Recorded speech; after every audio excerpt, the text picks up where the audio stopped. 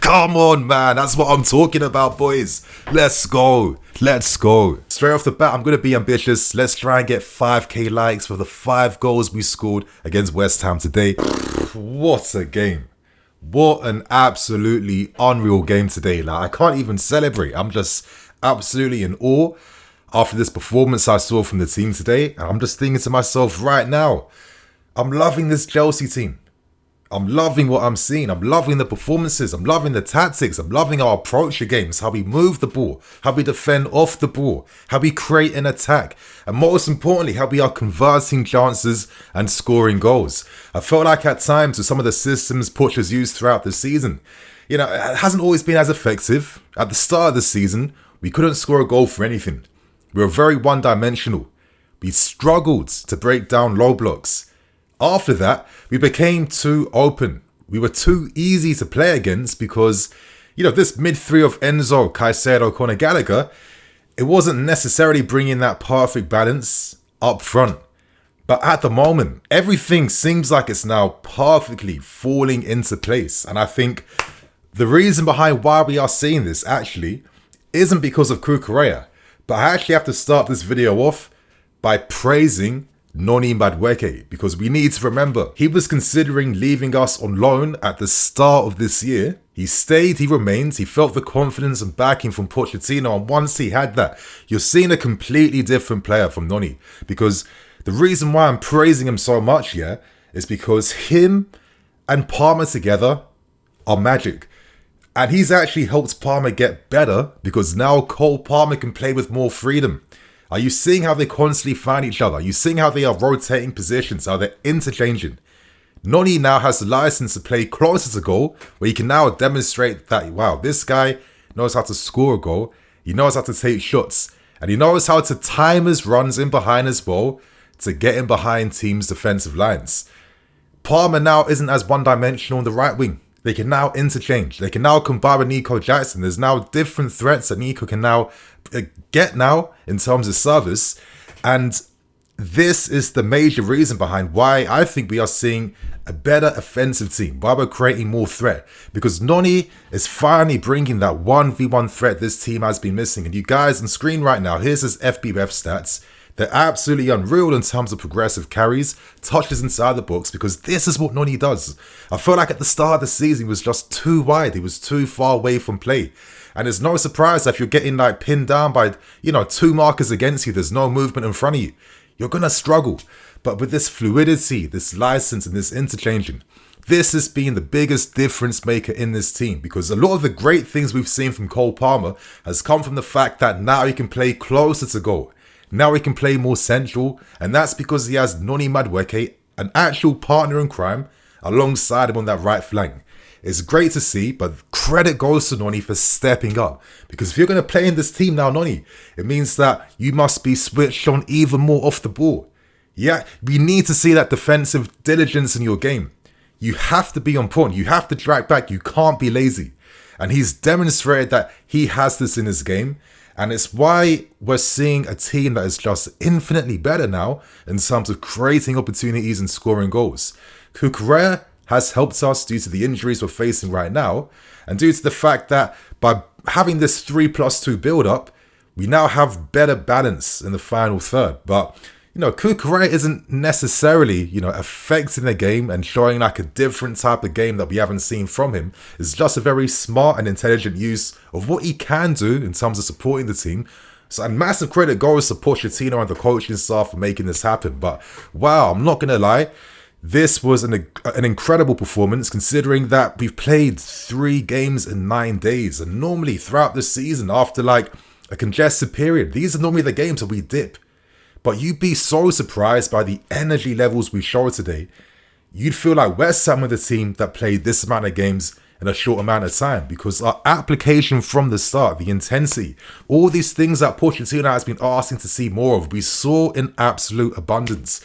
And when you're playing against a team like West Ham, these types of teams, getting the first goal is so key. And that's because it means that West Ham's tactics now are out the door.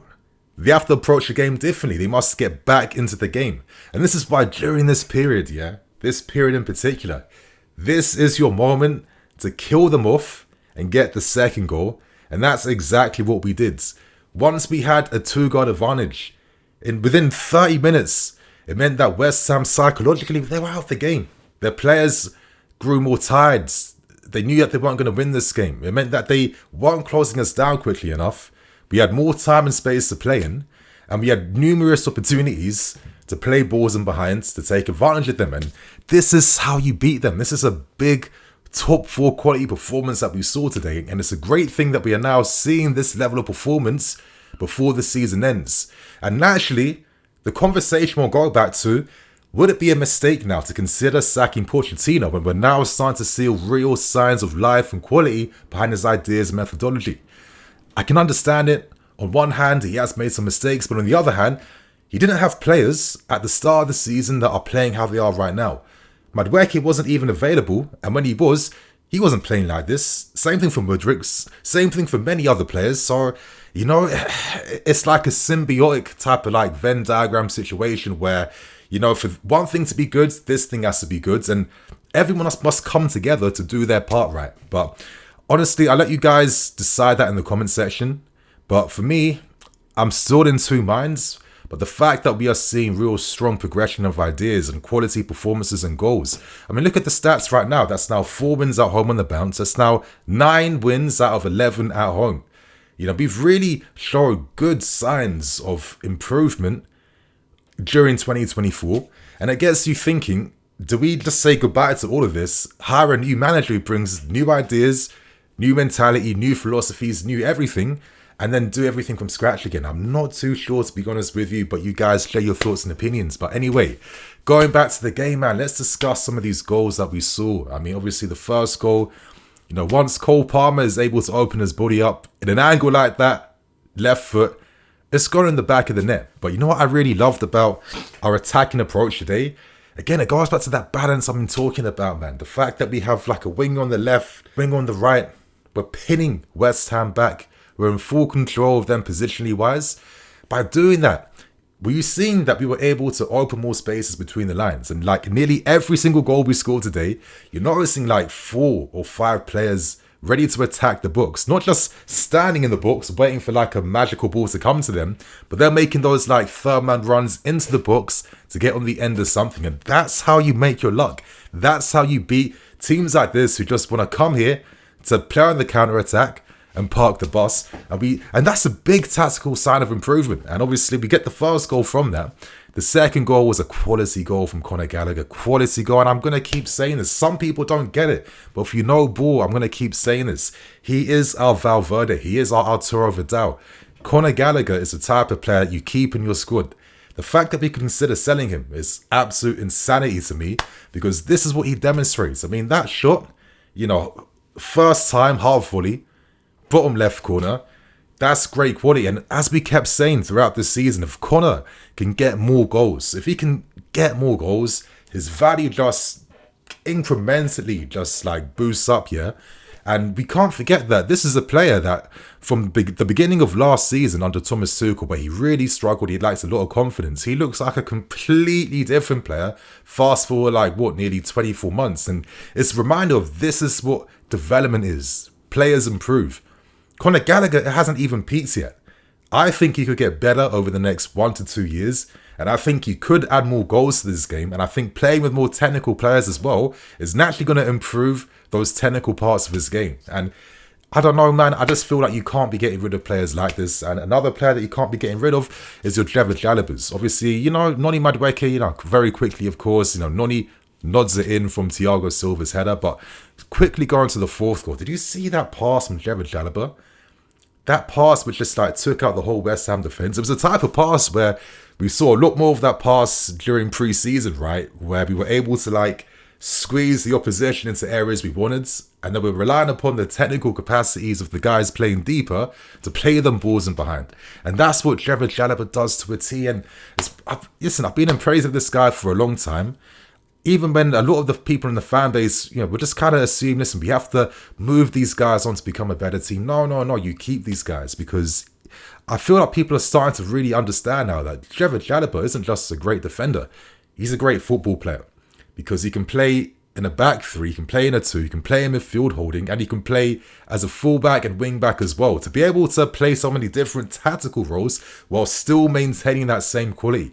Different roles requiring different like patterns of play, different type of runs you're making, different types of passes you're making, different positioning.